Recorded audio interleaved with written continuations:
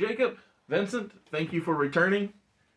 Mrs. Super Oz, I'm glad that you could be here because there was a question of whether she'd be asking the questions today or if it'd be you. I have a voice for like 2 days. Oh, jeez.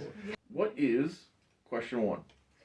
Can you remember a time when God was gracious, although you felt you didn't deserve his kindness? That's heavy. I'll start with every time I do something dumb. Every time I say something I shouldn't say, or think something I shouldn't think, or act the way I shouldn't think, I'm glad that he's gracious toward me. Absolutely. That's in general. I think that applies to all of us. I think there was a time in my life where I was like actively not pursuing God either, or also. So that time period of my life became, kind of the wilderness phase, if you want to call it like that, kind of just seeking purpose and meaning and seeking worldly stuff. I think also lumped in with God's graciousness is his patience and faithfulness. Right? He doesn't change, I do. Or I kind of go back and forth. He doesn't change.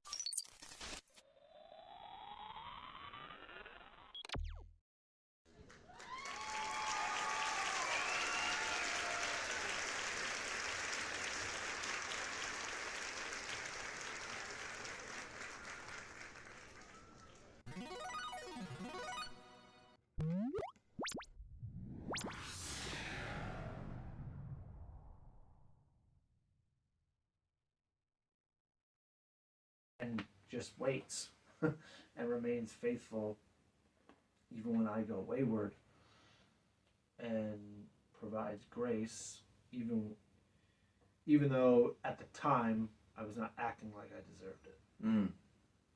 Really trying to hammer down the got grace, didn't feel deserving of grace concept, right? Like you said, it's easy to do blank generalized statement of, I'm alive, so of course. Yeah. But I'm just like, man, that phrase, the way that it's phrased is so specific. Are you struggling with the idea that none of us actually deserve grace? Or like, where's the tug of war? So, definitely, I mean, yeah, we're all pretty... So I said this with Josh, and I told you about the topic coming up. But there's a country song I don't like called "Most People Are Good," right? And I'm like, the reason I don't like it is because I'm like, who are these people because I don't know them. Yep. And so yeah, it's like, in so many ways and so many failures that it's been throughout life where it's easy to say, man, I don't know how to come back from this. We are still welcomed. It's hard to fathom the boundless forgiveness. Yeah. Whereas, because we as people are so... I feel like we aren't as open to... We're much more rigid when it comes to... We have a lot more rules with how we give out grace. Exactly. Yeah. And obviously it's not the right decision. It's the wrong way of going about things because we're not good. Chapters that these questions are being pulled from, Psalm 30 to 33. So here's the opening of what the author describes these chapters. In Psalm 30, we find David reminiscing, thanking God for his sovereignty and reflecting on the Lord's goodness toward him. He remembers a time when he didn't always do the right thing, but God was merciful. When he began to really prosper, David got a little full of himself and started doing things his own way. When he began to operate in error, he felt that God had hidden his face from him, but that didn't last long. David says in verse 5 of chapter 30, "For his anger is but for a moment, his favor is for life. Weeping may endure for a night, but joy comes in the morning." So King David, Yes. king of Israel, is described by God as a man after God's own heart. So God specifically chooses David to be the king of Israel. But David has a very dark history because he does some things that a man after God's own heart probably shouldn't do. 100, yeah. And so some of David's like real bad sins are documented in other books of the Bible. But even though David falls away, God still has favor on him because he was chosen to be the king of Israel. He's chosen to be a patriarch in the genealogy of Jesus and lead the Israelites. So even though David falls away, God's mercy endures. Right. Even though the consequences, or in this verse, for his anger is but for a moment, his favor is for life. So when we find favor in God, we are actually granted that for eternity. Now, this is not a license to do whatever we want. Right. Get God's favor. Yeah, Yeah. That's not what I'm saying. Oh, I It's never more was just it's more just the idea that even in our worst moments, God still has more grace than we have sin. Right? So he always overcomes, even when we don't deserve it, because from the beginning we've never deserved it. Right. So it's not a... Well, and it's also the idea that we're not capable of sacrificing enough to to do the job. That's the reason God had to... You can't do enough to gain more mercy and then lose it. Yes. Do more to gain more grace and then lose it. Right. It's just all of it or ultimately none of it for eternity. And it is a hard concept to understand. Yes. Like this is human interactions. We do not operate like this. We operate very more like checks and balances and debits and credits. Right. We're like okay, so you've done this to me, so now you have to make up for it, and then maybe I'll offer you grace. Well, and the weird thing is, like, I think, personally at least, I'll say, my level of willingness to move on, forgive, or not, a lot of times, or maybe always, is dependent on, like you said, the balance of the way things were before. Like, if things were good before, then I believe that things can be good again. Right. But if things were bad or a struggle before, then it's like, it makes it feel almost as if, what are you going back to? Yeah. Bad? Then what's the point? Again, which is a real bad thing for me to even say / think, but it is the way that it comes to mind. Yeah. Because it's so hard to get out of the earthly mindset or the temporal or whatever you want to call it, where it's like the way that the brain works, or I'll say my brain for the sake of not lumping my thoughts onto everybody else, but it's probably it's not impossible. Yeah, it's not impossible that people could relate to the struggle of forgiving or trying to repair something that was already in disrepair. Yeah.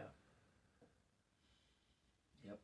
Although the if you look at it beyond us or above, vertical instead of horizontal, then it's obvious that if God used my own thinking, then I'd be screwed. Right. Which then tells you that I'm wrong, which, I guess in some ways I already know I am. So, no big surprise there. Yeah, I think sometimes we often only view God one way. Either like the full justice, wrath, or the full love, all grace, no punishment.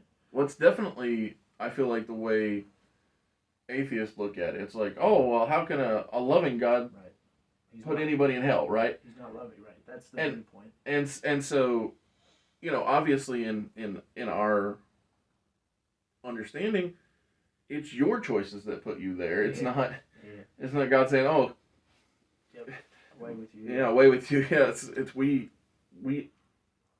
the people who go want separation get separation. Yeah, and the perfect, not even combination, because it's 100% justice and 100% Exactly. right. The perfect example of that coming to be is Jesus on the cross, right? Like he Right. takes the full wrath Yes. so that we may have the full grace. Right. It's not he takes partial justice and we get some of it too. Yeah. And then depending on how much justice we get the equal amount of grace or whatever. Right? He takes the 100% of God's wrath and justice, Right. so that we get 100% of His righteousness. Yes. One of the best examples our pastor at Mount View uses a lot, and I've heard many times, as well as when we put Jesus, when we claim Jesus as Lord and Jesus as Savior, God looks at us through the lens of Jesus. Mm-hmm. So as He looks at us for eternity, standing in between me and God is Jesus. Yeah. And God looks at me through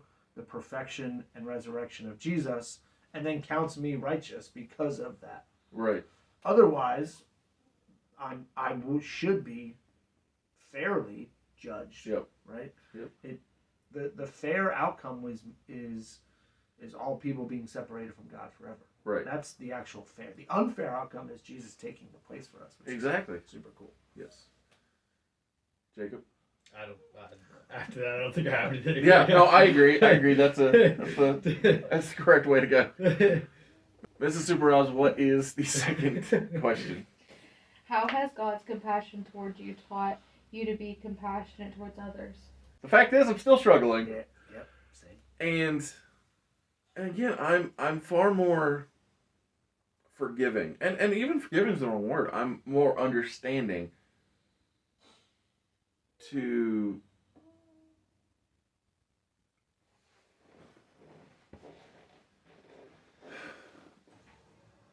I don't know how to do this.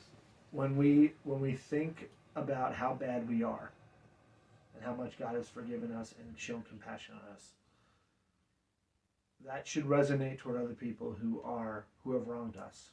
There's a parable in the New Testament that talks about, I think we talked about this a couple times, right? A rich man or king, whatever, Yeah, I know this. has a servant who owes a tremendous amount of debt. Yeah. The I'll call him the ruler, forgives the debt. The man then goes out to the city and sees another friend of his who owes this guy a very small amount of debt comparatively. Mm. He then goes. Very important word. He goes off the rails and lays down the hammer. Yes. The ruler finds out and then basically condemns this middleman Right. for not forgiving as much as he had been forgiven. Right. That is a tough concept to come to grips with, because showing compassion to people who we don't think deserve compassion is very hard. Well, I think We the don't want to do it. hardest thing for me isn't forgiving. I can be forgiving. I think the hardest thing for me is the person doesn't even think they did anything wrong. Yep. And That's a hard one. and when, like, let's say for instance the conversation wants to be had, and I say, I forgive you. It's like, for what? I literally did everything I could, and I'm like, well, here we go right back to the same argument of how is that even capable of coming out of your mouth when X, Y, and Z? Yep. Does the conversation need to occur between you and the person that you feel like you were wronged by or something bad happened with? Is there a way for it ever to be okay? The concept of restoring to a bad is like, well, how is that restorative to begin with? Right. And the stalemate, kind of the icy, just cold war, so to speak, Right. isn't also a viable option, although sometimes it feels like the better of the two, right? If you're gonna if it's restoration to a prior relationship that wasn't good Right. to begin with, sometimes the icy stalemate sounds a lot better, Right. just by in a vacuum. Yes. Neither of them are good options. Right. And it's hard, right? It's hard to show compassion on people that we don't think deserve compassion. Part of it is we want that person to recognize what they did. Right. So then you see, I told you. Okay, now I forgive you. See, I told you you were wrong. Now I can forgive you. Well, It's like a what's leverage thing almost, That's right? what's like the hardest part for me. Yeah. Is like, it's not even them. It's not even them saying like, "Oh, you were right." It's them recognizing that they were wrong. Yeah, It's realizing me knowing that they knew that they were wrong. We but both then- know yeah. this. admitting Yeah. fault. You have to admit it, right? Yeah. And that it's a hard thing because then we just end up playing the waiting game and we're waiting for something that probably won't come, Yeah. Right. right? Yeah. So the Well, longer- especially when so much time has passed, and I feel like the longer you, and I hope I'm wrong. But I feel like the longer you Me too. live to believe a deception, the harder it is to break it.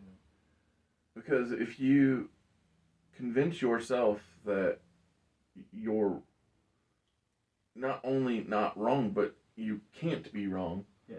then it's like how are we going to come to a place of understanding is the right word, because I don't need you to. One of my most hated words is sorry. I don't need sorry. Sorry is something I never really desire. All I ever really desire is an improvement. right?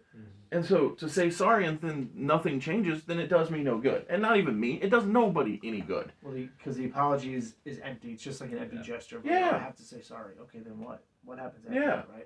And if what is the same, then Right. the sorry meant nothing. Right. And the same goes for if you don't say sorry, yet things are better, then it's like, then I never needed it to begin with. Thank you for being here at Mr. Super Oz. This video is going out, and this channel only exists because I, Oz, founded Gamble Comics, which first release was Everlasting Survivors, a 68-page graphic novel called All Day Long. Available now. Follow the link in the description that will take you to gamblecomics.com. While there, you can get hats, shirts, posters, much, much more. But most importantly, the story itself. Yeah. The Not the same, but the inverse, I guess, is what I should have said. the question the question was asked, how do you show compassion, right? Yes. But it's probably so much easier to figure out the ways we don't show compassion and why. And there's a million layers to every story, and there's a million layers to why things are like this. But yeah, like it's So I can say I show compassion to everyone when it comes to, oh, I'm running late. That's okay. yeah, I got you, right? Yeah. I can show compassion when people say that, oh, I forgot. That's all right. I am ultra understanding if the person wants to be understood. If they want for us to be on the same page, it's like, I'm there. We're on the same page because that is the desire. yeah. But when the desire isn't there, that's when the disconnect for me, or the struggle happens where things get disconnected and I'm like, huh? And maybe compassion and forgiveness are like they're moving in the same direction, but they might not be synonyms in this case. True. Right? You can show compassion to someone in a situation where forgiveness is not even like a part of the consideration. Right? Like I Sure. can be compassionate to someone who, let's say, is hungry and needs food. Yes. Right? Like Yep. there's no forgiveness between me and that person because there was no wrong being done. Good point. So compassion probably operates close to forgiveness, and maybe there's times where they overlap, Yes. Yeah. and where the compassion towards someone is actually part of the forgiveness. Like, I understand where you're coming from. I can feel your brokenness. I can feel your pain. I have compassion on that, Mm. and maybe that's an avenue that brings about forgiveness. Well, and I think you bringing up the seeing the other person's pain is helpful because while it may not bring us together, it can clarify the distance. Yeah. And by doing so can make it make sense. I think sometimes I struggle with not seeing not understanding that everyone's got something going on behind the scenes, Yeah. and that just in a moment or in the present, I don't think about that. I don't think about what that person's day was like or their weekend or Yeah. what struggles they may be having at home, or like if they say something that seems snarky or aggravated to me. Is it about me, or is it just because they just got off a phone call that was really tough and they don't know how to? They're now in the middle of their work day or in the middle of their life, and they're trying to compartmentalize two Yeah. things. And I had my closest the person I work closest to say to me yesterday, he said, I hope you don't think that it's you. And I said, I don't. And because I just don't naturally think that if somebody's being abrasive or distant or whatever the case may be, I don't think it's me. I think everybody's got a life. Yep. And so I just thought it was funny because he was like, oh, our other coworker thought that he was upset with her. And I was like, nah, I don't live like that. Like I don't assume that I did something. Like, because if I did, I'd probably know. which See, is that's my complete opposite. Is I default to that. okay. I default to it as me. Same. Okay. Default to Assuming he's at I fault. default to like somebody's mad. It's because I did Oh. something. What did I do? Or somebody said something to me when I asked them, and it's like it was because I asked them that, Yeah. or whatever. Like Yeah. whatever the situation might be. and I mean this is showing compassion, right? Like Of course. it's not starting from a place where you're assuming blame Yes. or you're taking on the blame. Like that's showing compassion in a way, and there's no forgiveness that's in that scenario, but it is compassionate, right? Yes. It is showing this level of care to someone. Yeah. And trying to understand their life and better seeing who they are, what their story is. I think let's go back to our chapters. Like David needed a lot of forgiveness and mercy for Yes. sure, and maybe also just a reminder of God's blessings on his life Yeah. and what he has going good for him. And that's, I think, the thing that I need to keep in mind is it's not necessarily absolutely for the other person.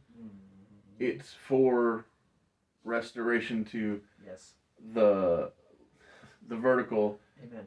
because Yeah, dude. it's an acknowledgement of what I get, I need to give. And it even says in the Lord's Prayer, forgive like I forgive. Yep. And if I don't forgive, I mean, it doesn't say this part, but I'm saying it's the implied, if I don't forgive, well, you better look ready to get what you don't give. Yep. Type thing. And so that's, Because when we hold leverage over someone in a situation that requires a reconciliation, when we're holding out on offering them forgiveness, we are, in a sense, also sinning vertically. Like we're sinning to God because we're holding something over someone that we're commanded not to do. right. And then, horizontally, there's a fracture in the relationship. So yeah, there is a huge part where, regardless of the other person's admission or reaction or understanding of the wrong, we have an obligation to restore the vertical us Yes. to God, and then also unconditionally offer forgiveness. And that is way easier said than done. I'm guilty of it. What is the third question? Sometimes trust can be a hard thing. What hard thing in your life will you trust God to do? And I knew it was coming. Yeah. This is I the was- third time this has gotten brought up this week. I'm telling you, it's The idea of there is something. trusting- I'm telling trusting you, him. but there's Amen. it's coming.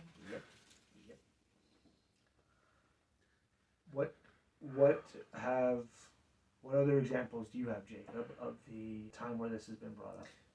Well, so in the reading that we did for Luke Yeah. this past week, we were talking about it. Today's Wednesday. Yesterday at work, and to me, the whole section that we read, like it was just like to me, it just seemed like it was all about trusting God with everything. Yep. And so then Josh asked me once I said that, he was like, "That to me sounds like there's some things that you need to." Yeah, this question feels a lot it feels like it's more about heavy burdening things in our life that we are holding on to and not letting go versus like things that are isolated just to the individual, or maybe something that's like temporary, or comes and goes fleeting. Like this question feels like it is a lot deeper than just like, an event next month or something just kind of immediately on the horizon, right? This question feels like it's think deep down personal. What are you holding on to and not letting go? Knowing that it is a very heavy burden, right? So whether that's mending a relationship or stepping out in faith to do something that you never thought you would do, or an emotion like anger or bitterness or addiction or loss or grief, whatever. Trusting God and healing those things is what this question kind of feels like. And that's real scary, right? Like that's real scary to be like, I'm ready to just start letting go of some things because I don't know where, like, you kind of just jump and you don't know where the safety net is or how far down you're gonna fall before you're caught, or like if you land harshly, right? Yeah, this is a hard one to deal with. I think we all have these. The fact that it's coming up multiple times is good. I'll tell you, this is a prayer group this week. It comes up to this, I'm gonna be real irritated. I'm gonna be like, Andy, this is not okay. And Andy will say it's not me. Which is very Andy, yeah. So. Psalm 32 is a really cool chapter of Psalm. David talks about basically like the current status he's in, about like being in right favor with God. So here's the first two verses. Blessed is he whose transgressions are forgiven, whose sins are covered. Blessed is the man whose sin the Lord does not count against him, and in whose spirit is no deceit. So David is talking from like a position like current present tense. The next verse. When I kept silent, my bones wasted away. Through my groaning all day long, for day and night your hand was heavy upon me, my strength was sapped as in the heat of the summer. He is thinking back to a time where he was under the conviction of God's hand, but also the weight of his wrongdoings and the weight of just a hard season of life. Right. But he's looking back to it saying, like, I am now blessed. Yes. Because I did what God commanded me to do, even though it was really hard. Because in the midst of this struggle, he was not blessed. His bones were wasting away, and he was groaning all day long, and his strength was sapped. None of that sounds good, right? So, and Kevin did a good job on Sunday about bringing this up. Like, there's some physical symptoms when we hold on to things that we need to let go of. Like, we physically respond in ways that is not good for us. Our stress level's higher, our mind races, our sleep is less or worse. So trusting God to handle some of this stuff, all of it, trusting God to handle all of this stuff for us, relieves a lot of things, even though it's really hard. And I can't speak like, oh, I did it one time and it worked out perfectly, and then I did it another time and it worked out perfectly, and it was very quick and painless and no problems. That's not true. But on the back end, we're blessed, we're in right standing, we're walking in freedom from a lot of this stuff. We can let go of some things. We can breathe over some things. We can restore relationships. All these things. Those are all good things. So we probably all have something, right? We're all thinking about it. We're all thinking about it. And that's a challenge. We got to trust God to do what only God can do. Because up to this point, all of our human actions and our attempts have fallen short. They might have done enough for a little bit, but they've fallen short. So we gotta let God do what only He can do, and reap the blessings on the back end, knowing that it's all Him. It's hard. I don't mean to rain on your parade, but how many No, it's- times? I'm thinking about how many times that it's been said, and I think we've probably all lived it, where it's like, oh, I want to grow in patience. Well, then you be put through trying times to learn Yeah. patience, right? Yep. And it's like, oh, I want to become a good leader. Well, you're going to be put through the struggles and so I was just thinking about how, while yes, in the end, the action is right, and in reflecting back, it all makes sense. But man, the going through the storm. Yep. Is necessary but not pleasurable. Correct. That's a great way to say it.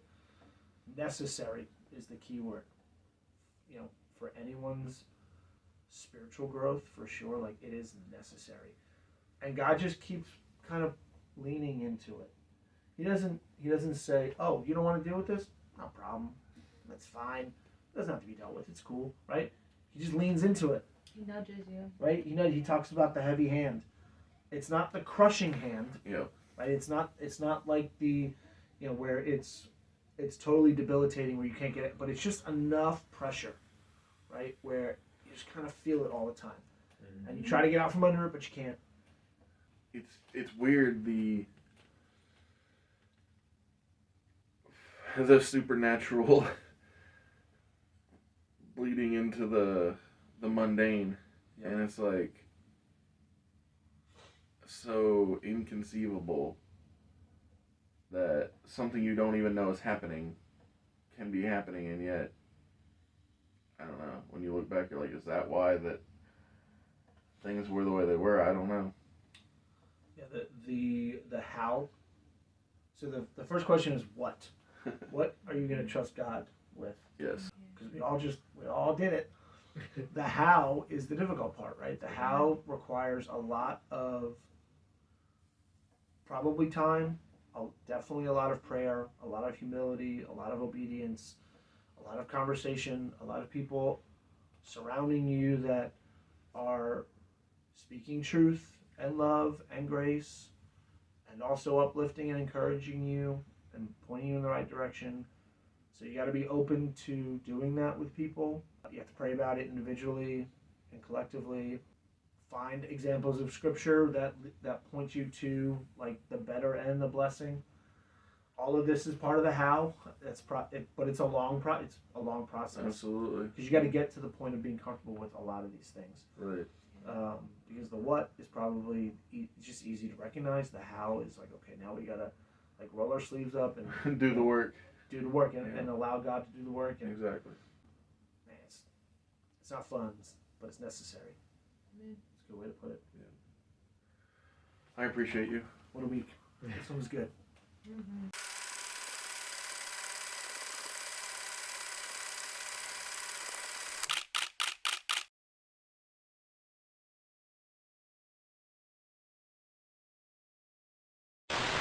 Mm-hmm.